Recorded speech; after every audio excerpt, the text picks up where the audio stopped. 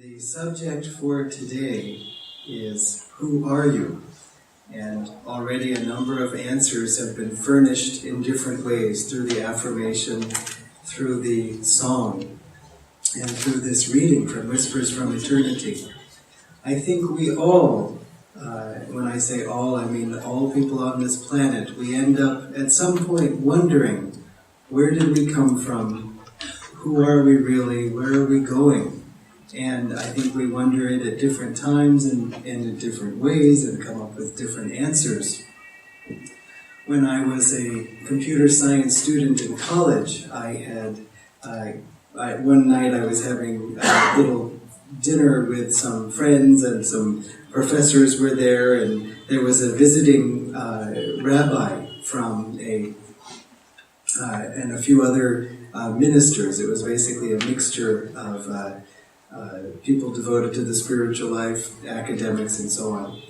And at one point someone said, I think that asking who we are, asking about our origin, is just sort of a byproduct of having a brain that thinks that if you designed a sophisticated computer, it would eventually ask, who am I? And who made me? And this person's trajectory was basically that it's a meaningless question, and that it doesn't imply that there is any real satisfying answer. And in fact, that was what I said in response to that. I said, I used to think that.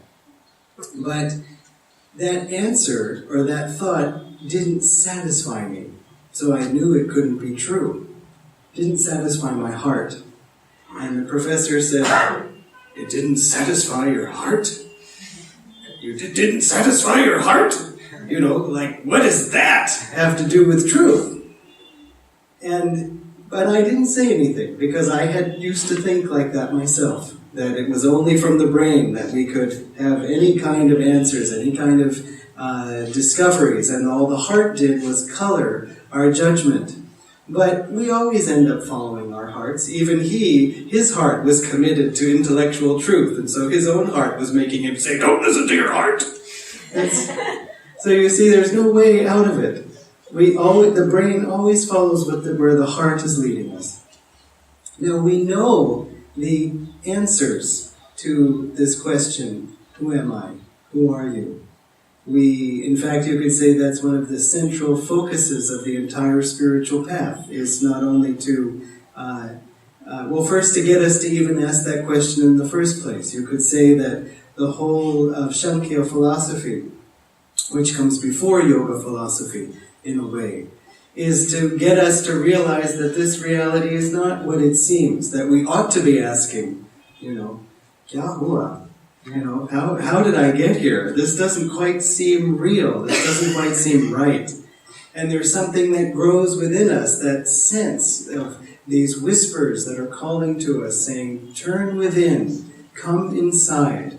There's also the song that God's call within, as Dharmidi said was the title of that song. That calling us, it haunts us. There's something more. And so Sankhya philosophy convinces us that we should look beyond what our senses perceive. And we have these experiences that make us think, yes, I think that's true. But then we have Vedanta on the other side that says, this is who you are. You are the immortal Atman. You are Brahman. You have always existed. And as Krishna says to Arjuna, you and I have lived many times. I remember all my births, but you don't. And so we sort of take Krishna's word for it, that okay, well, then I guess we have been around a long time. And so it's nice. I've been around a long time. Feels good. But then it doesn't feel so good. Somebody upsets us, or something we work really hard for doesn't work out, and we think, what's the point of being in this existence with all of its disappointments and then all of its, joys, but they're so temporary. And yet, on the other hand, when we're really excited and having a good time, it seems fine. A friend of mine was looking at astrological charts, and when he said whenever anybody would come to him to say, can you look at my chart and sort of tell me what's going on? He said there was always some heavy Saturn transit, shunny, was always going on.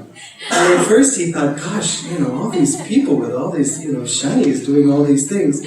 But then he realized it was only Saturn that was making them ask the question, what's going on in my chart?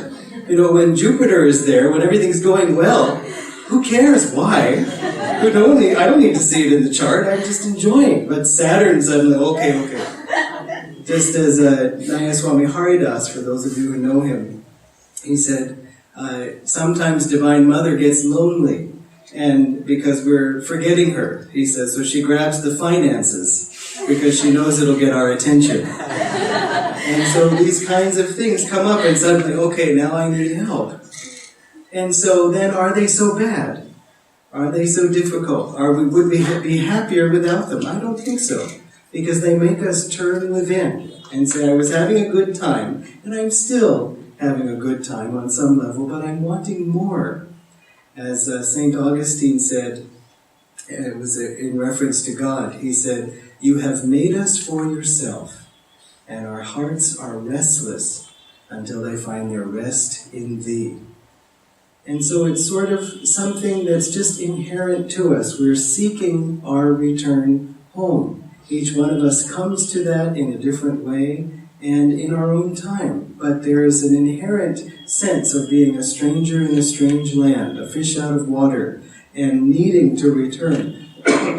When I came to Ananda for the first time, and I looked around, I said, okay, so this is where, because I'd always felt like an alien on this planet, and so I thought, okay, this is where all the other people from my planet have landed on Earth. Okay, suddenly there was all this recognition of, you do that too, and all these things. And so it's very nice when we find that soul affinity with each other. And you find that among all truth seekers on some level, people seeking a deeper meaning. But then obviously with your own spiritual family, you feel it quite deeply, and it's very encouraging. We need encouragement. Just, wake up. Oh yeah, sorry, I was getting lost again.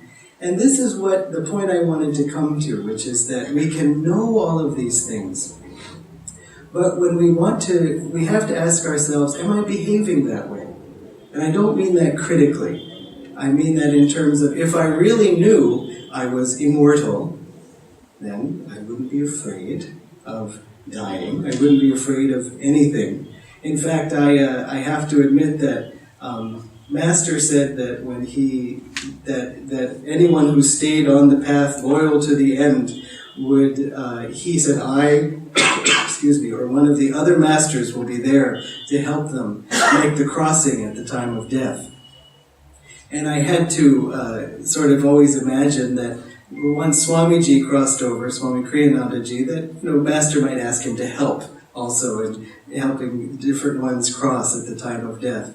And when Swamiji left his earthly body a few years ago, after I got over the grief of that, I realized I was suddenly much less afraid of death, because I was convinced that at the time of death I would see Swamiji again, that he would be there, and it would be nice to see him again. And so I'm not eager for that at the moment, but still, there was a deep reassurance that I'll see him, so what will the big problem be? In fact, as Master said, in death it's so sad here, but there's a celebration in the astral world, because everyone says, oh, you are back, good. And similarly, when a baby is born on earth, it's such a wonderful celebration, but in the astral world there's a funeral. Oh, gone again, caught by Maya. Okay, well, see you in a few minutes. Time is a little different there than it is for us. But we also have to ask ourselves this question very specifically, because if you are a truth seeker, chances are that you have been seeking truth for many, many lifetimes. If you are a disciple of Paramahansa Yogananda or a student of these teachings, the chances are very strong that you've been this way for many lifetimes. Master said, those who are with me now have been with me for many lifetimes. And when Swamiji asked him, have I been your disciple or have I been a yogi, rather? Master said you would have had to have been to be here now.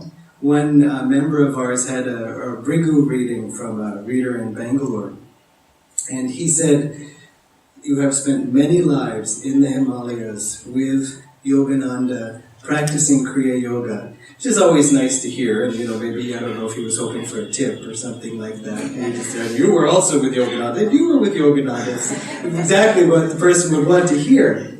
But then he added, that is why you have so much trust in Kriya Yoga. And of course, the meditation technique that Yogananda taught. And I thought, that's a very good point, because many of us, having read in the autobiography of a yogi about Kriya Yoga, and that 30 seconds of Kriya meditation helps you to make the same spiritual progress you would normally make in 1 year. Many of us just accept that, just believe that. And as I certainly did, and I certainly do. But it's an instant recognition in a way. That must be true. Some of it comes, for some of us, from Master's own power, from Yogananda's words. I myself felt, I know Yogananda couldn't be lying when he hit certain points that I had a hard time accepting, when the arm gets cut off and then the guy sticks it back on, and, if you know which miracle story I'm referring to. I paused, but I thought, I can't believe that this man, this author, would lie. But at the same time, as we start to practice meditation, we find it working for us. We see that this just feels so familiar to me. And it's because we've been doing it a long time. It also connects us to our deeper soul, which is who we are. So of course that's another reason for that sense of familiarity. But my point is that if you have been, if you are a student or a disciple of Master now, then you have been that before. In fact, Yoganandaji said that it is the Guru decide. The Guru is assigned to the soul at the time of that soul's first manifestation, when the spark, you could say, dances out from the divine flame, and that's when the Guru is assigned. So that means that really it's the only relationship unbroken that we've had throughout our entire existence, is our relationship with the Guru. Which also means that when we came into this life, that he was watching us, he was with us. And so it is not the case that we were born and grew up in, Vasant Vihar or wherever, and then went to some Delhi public school or, traveled all around Himachal, and then finally went to college, and while we were there philosophizing, someone gave us autobiography of a yogi, and we happened to take up this hobby of meditation. It is that we were yogis first.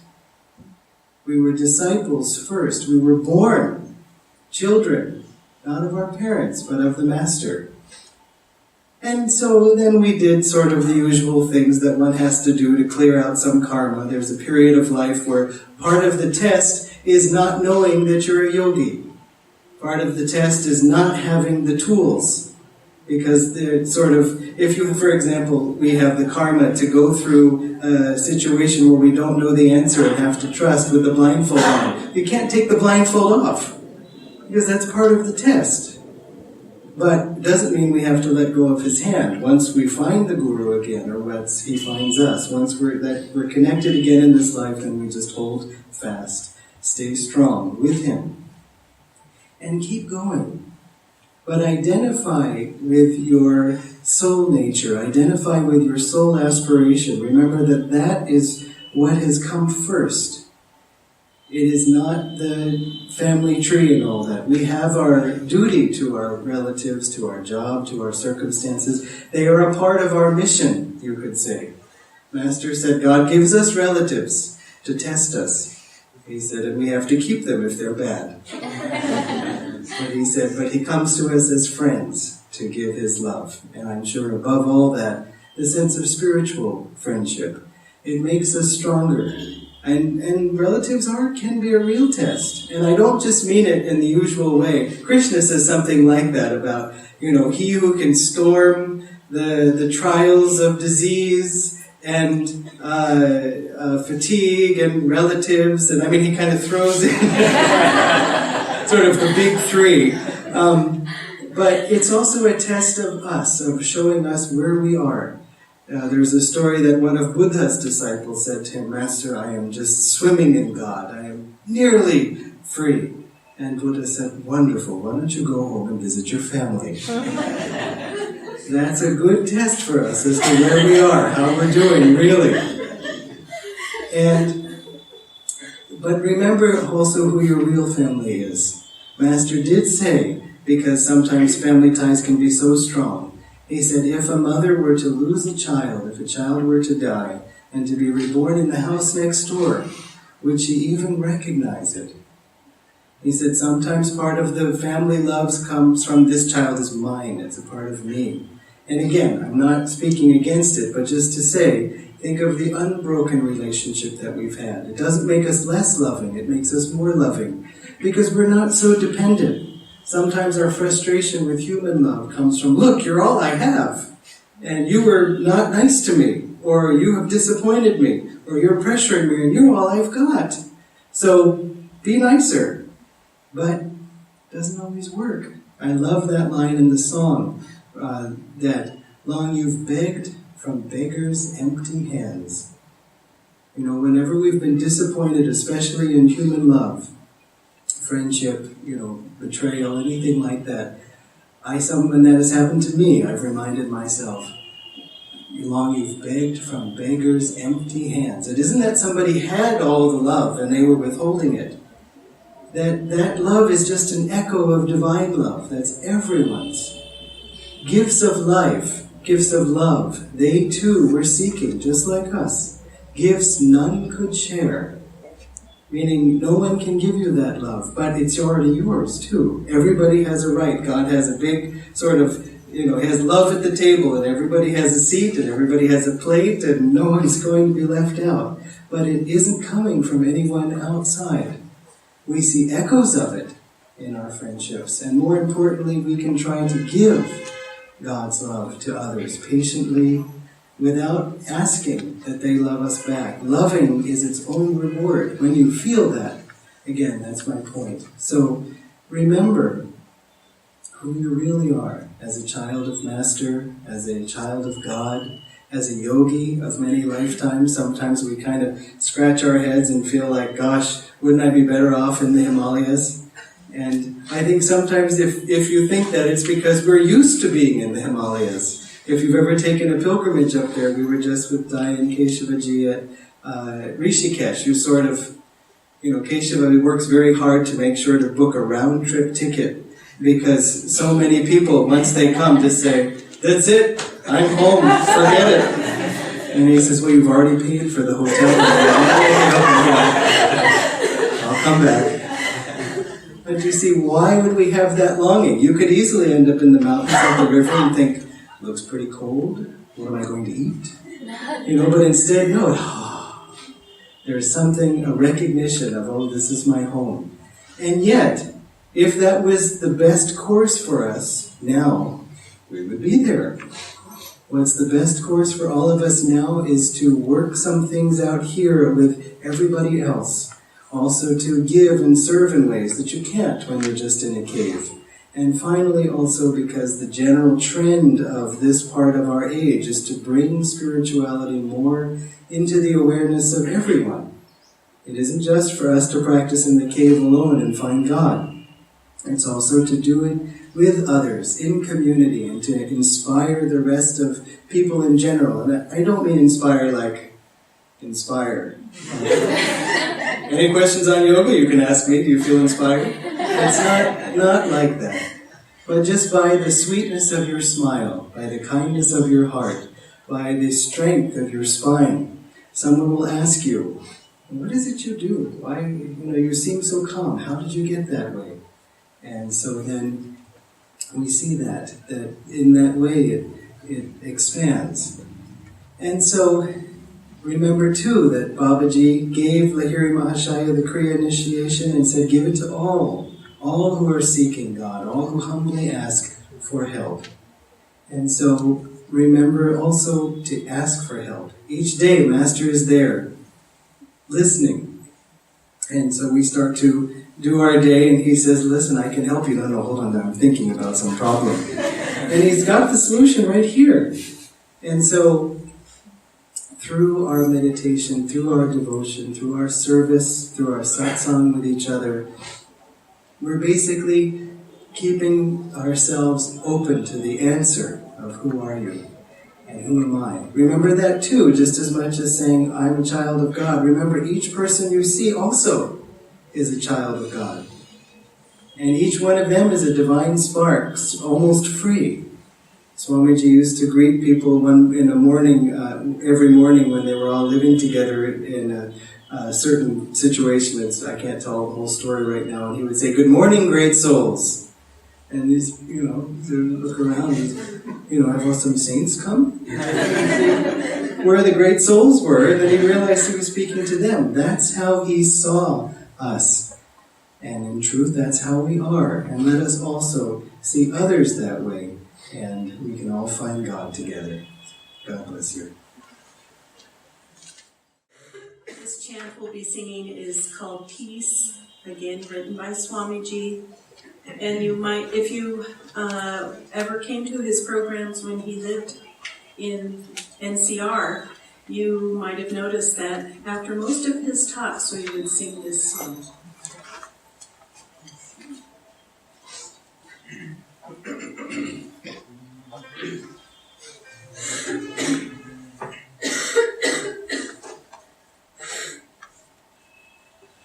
Peace gave us the mountains, peace gave us the sky.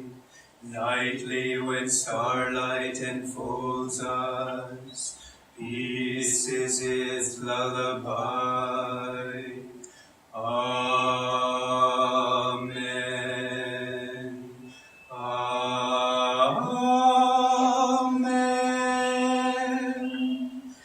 Peace gave us the morning, peace gave us the sun, bird songs that call us to welcome, day and fresh labors begun. Amen. Amen.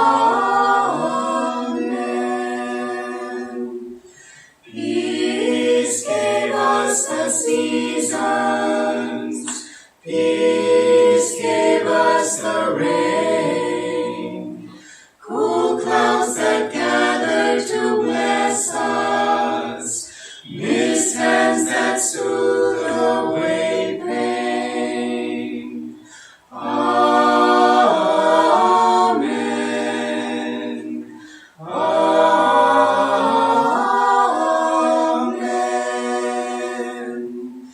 Peace gave us our heart's love, peace gave us our smiles, rays of God's presence within us, light that all strife reconciles.